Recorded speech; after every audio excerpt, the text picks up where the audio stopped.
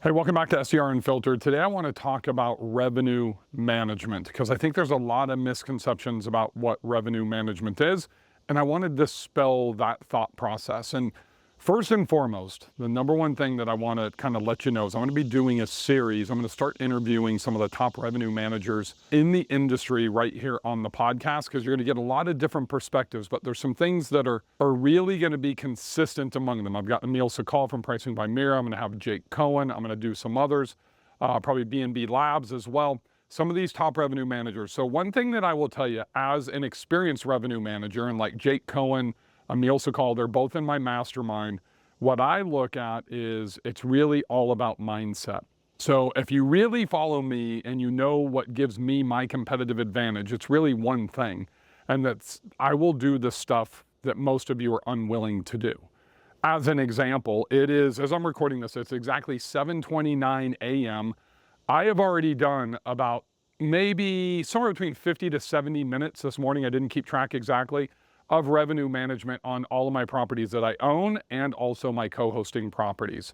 So I'm looking at comp sets almost every single day, and I'm doing it now. I did it early this morning. I really try to do this. Today is Tuesday. I really try to do this on Monday, Wednesdays, Fridays, and then definitely Saturdays, especially in like beach markets where that's going to be a huge turn day, because I'm manually adjusting pricing when I get inside of about 5 days every single day. And even sometimes like on a weekend, a Friday or a Saturday, if I have like high value properties and I have the time, I might adjust my pricing on an individual property multiple times in a day. And I doubt that very many of you are doing this. And that multiple times a day, honestly, I didn't do that until Emile Sakhel, who's one of my mastermind members and OG, has been with me for almost 4 years, an inner circle revenue management coach. He's the one that kind of brought that to my attention. I was just doing this at most daily. Now, what I see is if I make an adjustment in the morning on like a big move-in day, a big check-in day, and it's not good enough, and let's just say that you have a property that's listed at $300, you decide to drop it to $225 at 7 a.m. Well, if you don't have anything by noon, then, and you look at the average, you're at 225, might be around 200. That's when you come in at like 275. 185 and get below that comp set to where you get a booking. And this is where I talk about the mindset, right? I'm not a big, mindset Tony Robbins type of guy, but we have to have very clear goals set for our properties, and revenue management is really number one. Marketing is number two, to be honest with you. You need both. You need both of those skills to really be able to ascend to what I do with super properties and outperform that AirDNA and STR Insights 90th percentile by over 50%. So that mindset shift has to change is one, we can't just set up Price Labs or Beyond or Wheelhouse and set it and forget it. Two, we don't just go in and set up our rule sets and then forget it. If you want to be a good, strong revenue manager, this is a manual process. It's a manual process to do your research. It's a manual process to create your own dashboards or your own spreadsheets to where you can look at the comp sets and do the research so you can manually price. And that manually pricing needs to happen multiple times a week. So a lot of people will say, well, Bill, it is the middle of summer right now. It is the heart of July. I am already booked. And I've been booked since January, March, April, whatever that is. Well, that's the second part of revenue management. If you have been completely sold out, and if you are trying to maximize your return on investment, and there are plenty of you that have lifestyle assets or their second homes, you're using it during the summer, or you just don't really care enough to where you want to just be booked out and not have to deal with it. Perfectly fine. We all have our own path to be able to traverse, right? For my properties, I am trying to max out my investment for my personal income to pay down all of my debt, to tie into my life plan to where in 3 years I'm 100% debt free so I can officially retire, okay? So that's my plan. That doesn't mean that has to be your plan. That means that I have to maximize, I have to squeeze every drop out of that turnip. And I'm trying to do that. And I didn't have to do that during COVID. COVID, if you remember, you can go back and watch my previous podcasts, my YouTube videos that I posted, even just random posts in my Facebook group. Raise your pricing, raise your pricing, raise your pricing.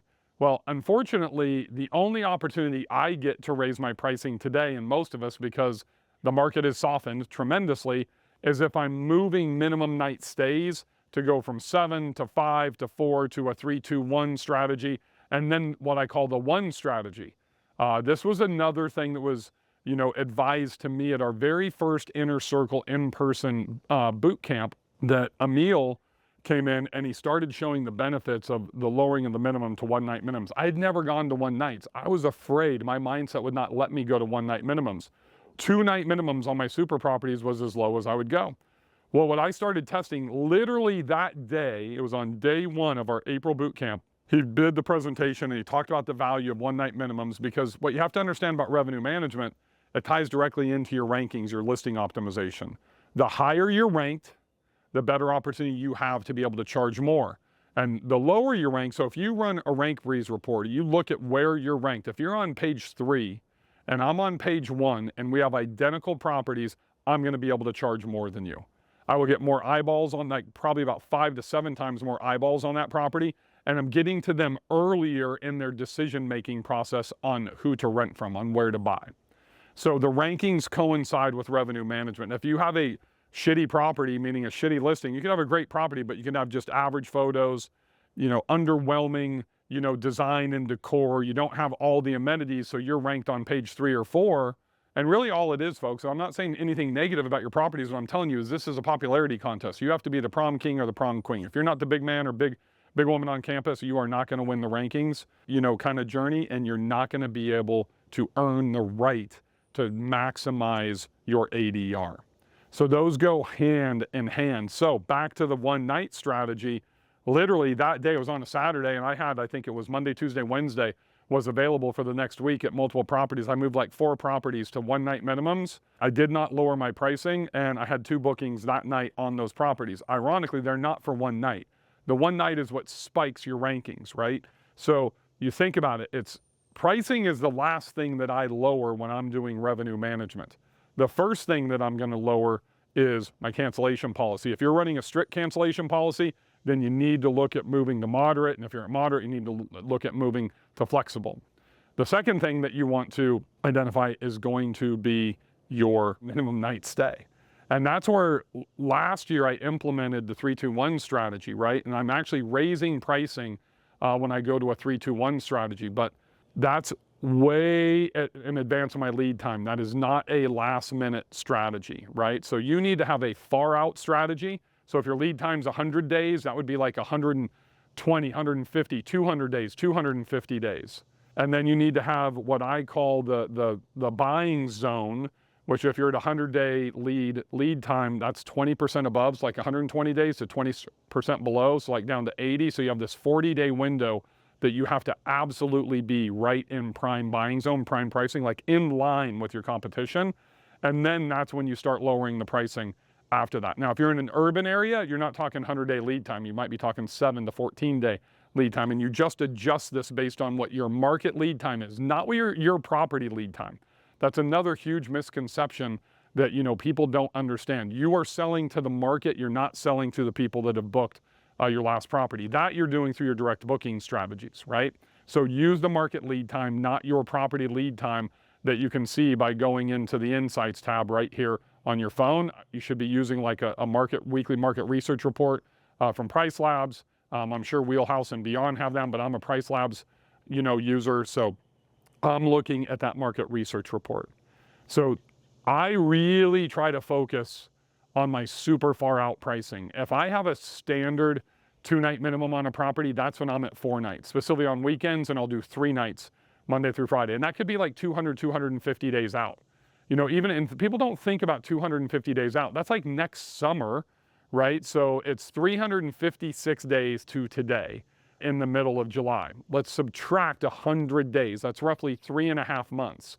So that would take me back to June, May, April, and the middle of March. That is right in the heart of spring break season and the peak booking time for summer months, right? So if somebody's going to book prior to March, then I'm going to, like, from now to March, I'm looking at maximizing my minimums and maximizing my pricing, right? So that's when I have my super peak pricing. Give an example, my Dragonfly property, my #1 property, January and February last year, last minute pricing, $350, well, actually $300 to $375, like the day before per night. Right now, between $2,800 to $3,300 a night, depending on weeknights and weekday. I think I've only got a couple of dates left, in August, and those are a little bit less than July. Those might be around $2,500 to $2,700. But if you go from 3,000 down to 300, I'm talking 10% of my ultra peak, right? So think about that for a second. Those of you that just have, Price Lab set up with 300, 500, 700, you got to do more than just setting up those rule sets. And that's where the research comes in with those weekly market research reports, looking at the pacing features to see what's booked, what's not booked, and at what pricing and at what occupancy level. All of these things play into a sound revenue management strategy. So I'm going to bring Jake on. I'm going to bring Emile on. I'm going to bring on some other revenue managers over the next 5 to 6 weeks. Make sure you hit the subscribe button, whether you're listening on the podcast, Spotify, Amazon, Apple, or on YouTube, so that way you don't miss an episode.